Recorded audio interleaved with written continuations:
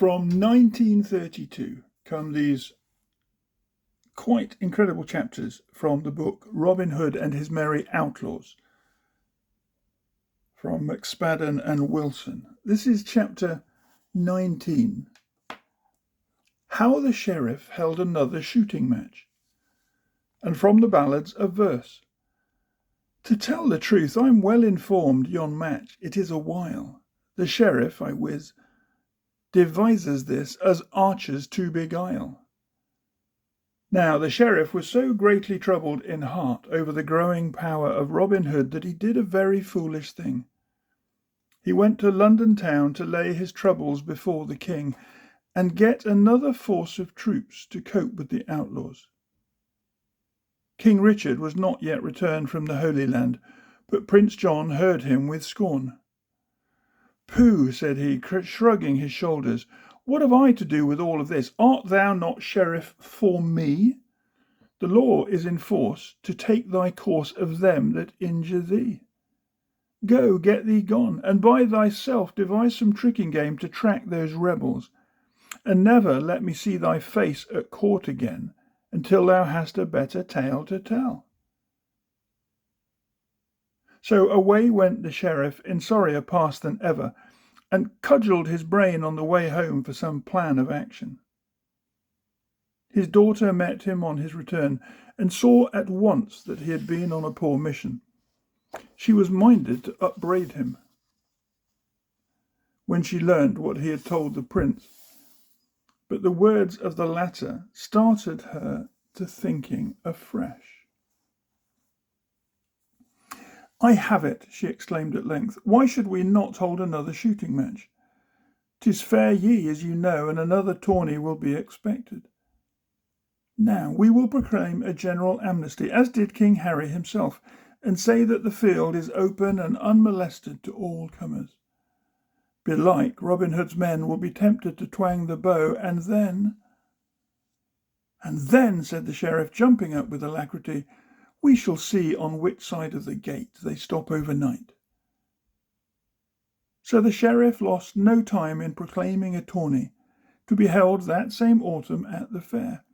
It was open to all comers, said the proclamation, and none should be molested in their coming and going.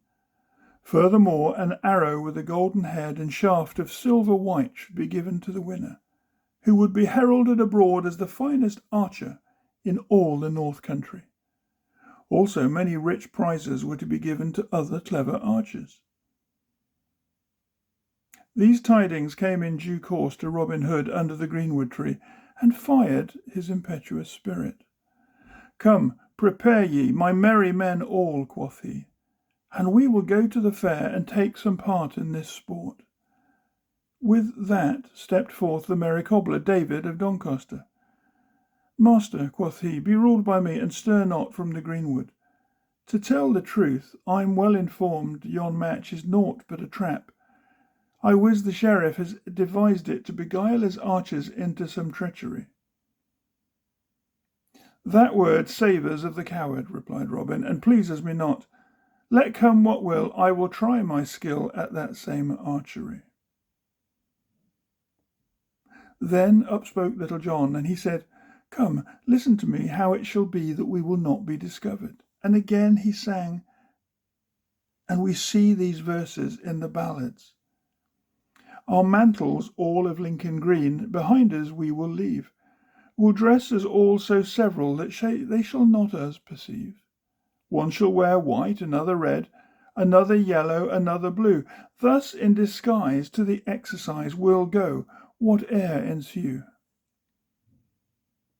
This advice met with general favour from the adventurous fellows, and they lost no time putting it into practice.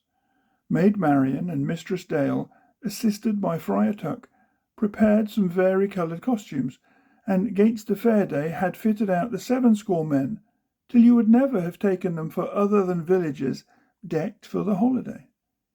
And forth they went from the greenwood, with hearts all firm and stout, resolved to meet the sheriff's men and have a merry bout.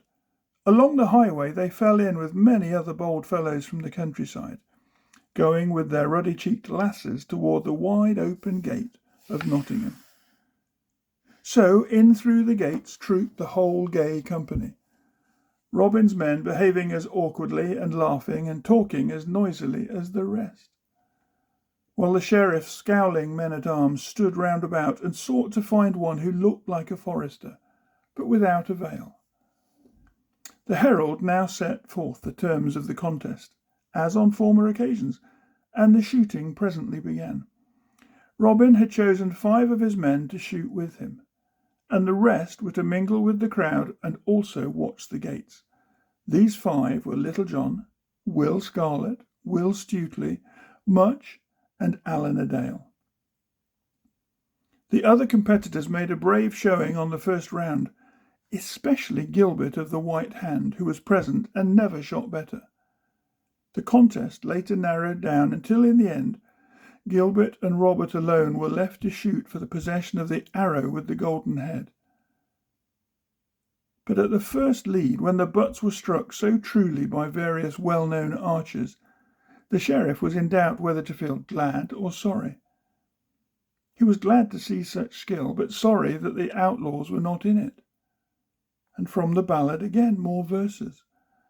Some said if Robin Hood were here, and all his men to boot, sure none of them could pass these men, so bravely do they shoot.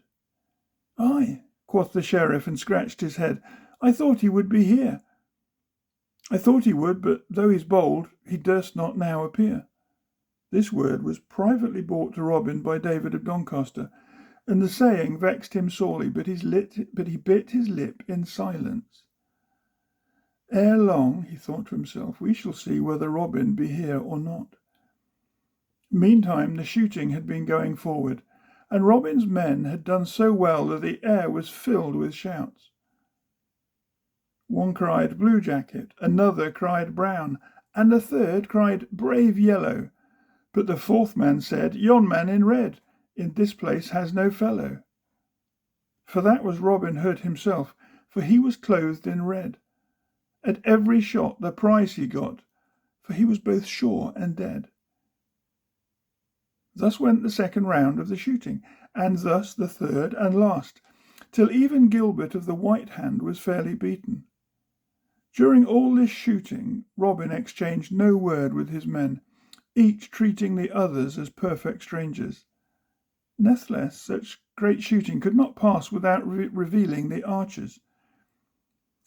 The sheriff thought he discovered in the winner of the golden arrow the person of Robin Hood without peradventure, so he sent word privately for his men-at-arms to close round the group, but Robin's men also got wind of the plan. To keep up appearances, the sheriff summoned the crowd to form a circle, and after as much delay as possible the arrow was presented. The delay gave time enough for the soldiers to close in, and as Robin received his prize, bowed awkwardly and turned away, the sheriff, letting his zeal get the better of his discretion, grasped him round the neck and called upon his men to arrest the traitor. But the moment the sheriff touched Robin, he received such a buffet on the side of his head that he let go instantly and fell back several places. Turning to see who had struck him, he recognized Little John. "Ah, rascal Greenleaf, I have you now," he exclaimed, springing at him.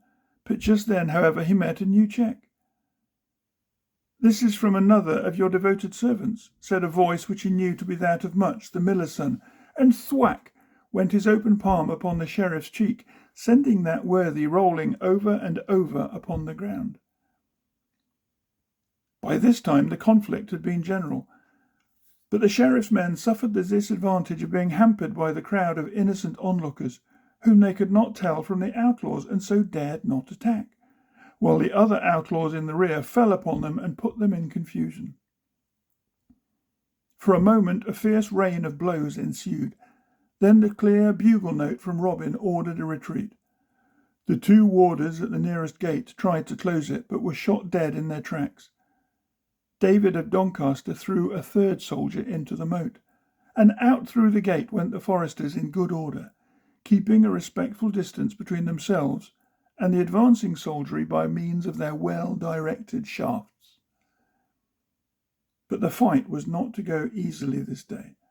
for the soldiery, smarting from their recent discomfiture at the widow's cottage, and knowing that the eyes of the whole shire were upon them, they fought well, and pressed closely after the retreating outlaws. More than one ugly wound was given and received. No less than 5 of the sheriff's men were killed outright, and a dozen others injured, while 4 of Robin's men were bleeding from severe flesh cuts. Then Little John, who had fought by the side of his chief, suddenly fell forward with a slight moan. An arrow had pierced his knee. Robin seized the big fellow with almost superhuman strength. Up he took him on his back, and bare him well a mile. Many a tide he laid him down, and shot another while. Meanwhile Little John grew weaker and closed his eyes. At last he sank to the ground, and feebly motioned Robin to let him lie. "Master Robin," said he, "have I not served you well ever since we met upon the bridge?" "Truer servant never man had," answered Robin. "Then if you ever loved me, and for the sake of that service, draw your bright brown sword and strike off my head. Never let me fall alive into the hands of the Sheriff of Nottingham." "Not for all the gold in England, John, would I do either of the things you suggest." "God forbid," cried Arthur à Bland, hurrying to the rescue, and, packing his wounded kinsman upon his own broad shoulders, he soon brought him within the shelter of the forest. Once there, the sheriff's men did not follow, and Robin caused litters of boughs to be made for Little John and the other 4 wounded men. Quickly they were carried through the wood until the hermitage of Friar Tuck was reached, where their wounds were dressed. Little John's hurt was pronounced to be the most serious of any, but he was assured that in 2 or 3 days' time he could get about again, whereat the active giant was mightily relieved. That evening consternation came into the hearts of the band. A careful roll call was taken to see if all the yeomen had escaped, when it was found that Will Stutely was missing, and Maid Marian also was nowhere to be found. Robin was seized with dread. He knew that Marian had gone to the fair, but felt that she could hardly come to grief. Her presence, however, portended some danger, and he feared that it was connected with Will Stutely. The sheriff would hang him speedily and without mercy if he were captured. The rest of the band shared their leader's uneasiness, though they said no word. They knew that if Will were captured, the battle must be fought over again as early as possible, and Will must be saved at any cost. No man flinched from the prospect. Several evenings later, while the sheriff and his wife and daughter sat at meat in the mansion house, the sheriff boasted of how he would make an example of the captured outlaw, for Stutely had indeed fallen into his hands. "He shall be strung high," he said in a loud voice, "and none shall dare lift a finger. I now have Robin Hood's men on the run, and we shall soon see who is master in this shire. I am only sorry that we let them have the golden arrow." As he spoke, a missive sped through the window and fell clattering upon his plate, causing him to spring back in alarm. It was the golden arrow. On its feathered shaft was sewed a little note which read, "This from one who will take no gift from liars, and who henceforth will show no mercy. Look well to yourself." And it was signed R. H. Robin Hood.